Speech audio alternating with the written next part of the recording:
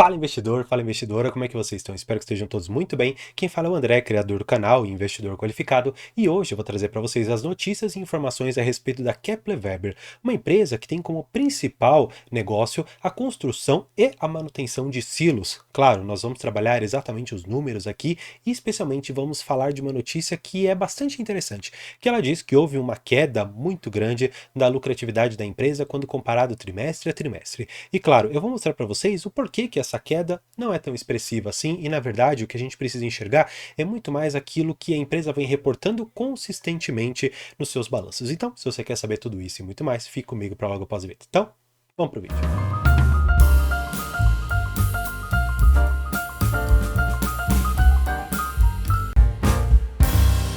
Bem, nessa época de temporada de balanços aqui é muito normal você ver notícias como essa, que a Kepler Weber teve um lucro aqui nesse terceiro trimestre, mas esse lucro diminuiu 41,5% ante o período anterior de 2022. Só que aí você deve estar se perguntando, tá, André, mas se caiu tudo isso, significa que a empresa ela tá piorando, tá deteriorando os seus fundamentos?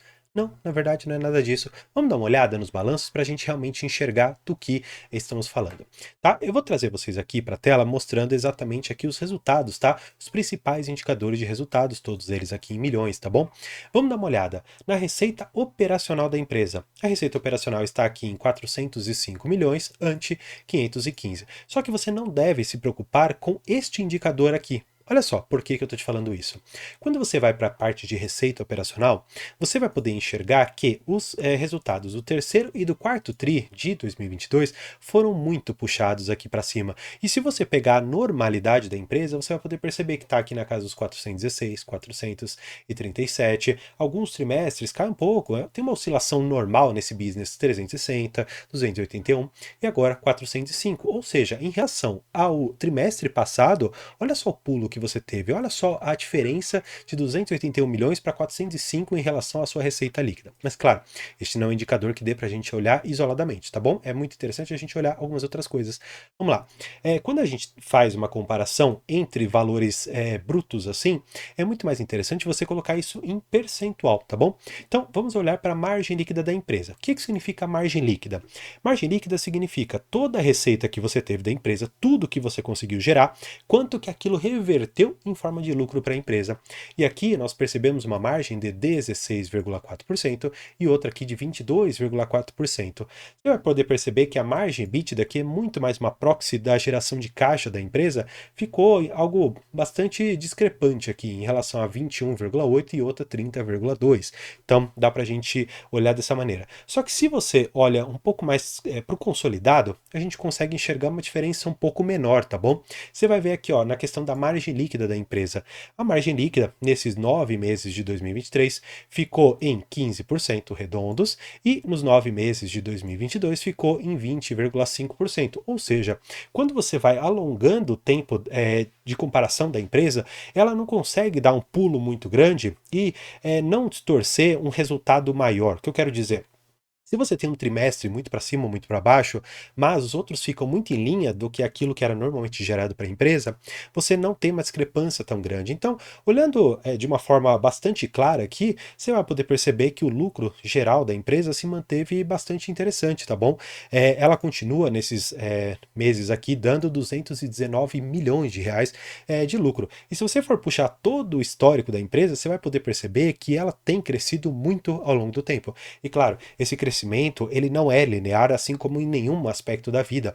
Você precisa compreender que todo esse crescimento ele é muito assim puxado por questões que não são exatamente lineares. Melhor dizendo, não é toda empresa, não é toda fazenda que vai precisar de um silo, não são todas as encomendas que vão ser do mesmo tamanho. Digo, você não vai achar uma fazenda que vai ter os 8, 10, 15 silos de uma vez e uma outra que vai ter 2 silos, e isso pode oscilar muito, porque não é um produto que você consegue colocar numa fazenda e no ano seguinte colocar de novo e colocar de novo. Você tem uma demanda que ela é elástica, ou seja, você tem uma demanda que vai puxando, puxando, puxando, tem muita demanda, mas tem uma hora que esse elástico volta para uma demanda quase zero ou bem pouco.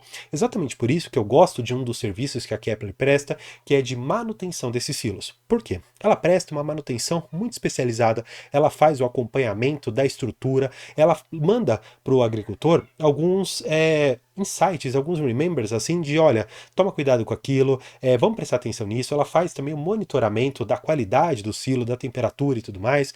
Então, esse serviço é muito importante para a receita, porque vai perenizar a receita que a empresa tem, tá bom? Vamos olhar para alguns outros indicadores que eu acho que são importantes e que eles estão num dos balanços que eu mais gosto de olhar, que é na questão da demonstração do fluxo de caixa da empresa.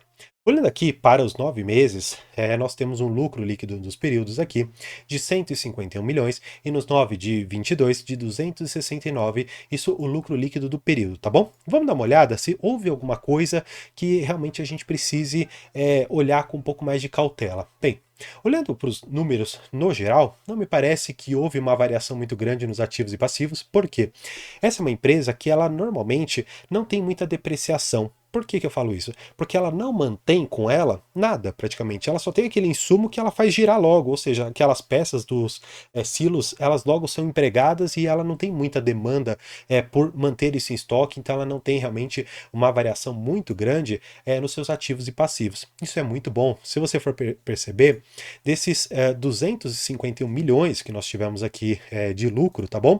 Você vai poder perceber que nas questões de atividades operacionais, a gente perdeu aqui praticamente 9 milhões. Então, daqueles 151 milhões, a gente perdeu nas atividades operacionais apenas 9. Muito pouca coisa. Se você for perceber, na questão dos investimentos da empresa, olha só que interessante. Ela coloca aqui a questão do recebimento de dividendos de JCP das empresas que estão abaixo dela e aquisição de outras controladas. Tudo isso ainda assim gerou um caixa para ela de 213 milhões.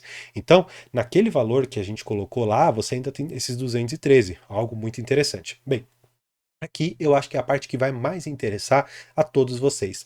A questão dos dividendos e juros sobre capital próprio. Por quê? Pensa comigo, vamos lá, pensa comigo. Se esta é uma empresa que ela tem nas atividades operacionais vamos dizer assim, desconto de caixa de 9 milhões e nas atividades de investimento ela gera 213, poxa, ela tem muito caixa para distribuir isso em forma de dividendos. Exatamente por isso que ela paga 132 milhões de reais em termos de dividendos para o seu acionista. Vamos pegar, mais ou menos, qual que é esse valor, quanto que ele daria exatamente aqui para vocês em questão de dividendos. Vamos pegar Kepler Webers. Eu vou fazer essa conta aqui com vocês para que vocês aprendam a fazê-la também. Basicamente, você tem que pegar o seguinte. Vamos lá na questão do ITR. Você vai pegar esses 132 milhões, tá bom? 132 milhões, 690 mil reais, e você vai dividir pela quantidade total de papéis que ela tem. Então, vamos dividir isso daqui, e você vai chegar a um dividendo de mais ou menos aqui seus 73 centavos. Vamos ver se foi alguma coisa que a empresa anunciou recentemente. Vamos colocar aqui no agrupado do ano para ver se realmente consta de forma correta aqui o que eu estou falando para vocês. Ó, vamos ver, ó, tá aqui, ó.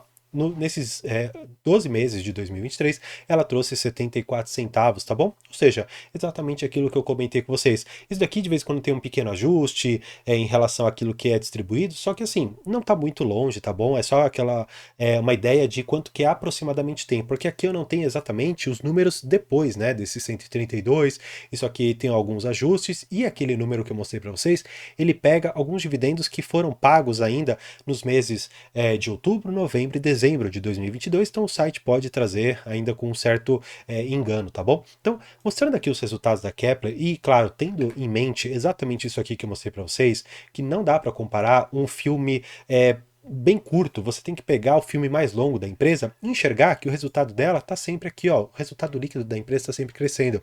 Se a gente pegar algumas outras questões, deixa eu ver se eles mostram aqui a questão do lucro líquido, para mostrar quanto que houve o crescimento. Eu acho que dá até para pegar aqui no próprio site do Status Invest. Olha só, vamos pegar o máximo aqui da empresa. Olha isso aqui, gente, olha quanto que a empresa ela cresceu.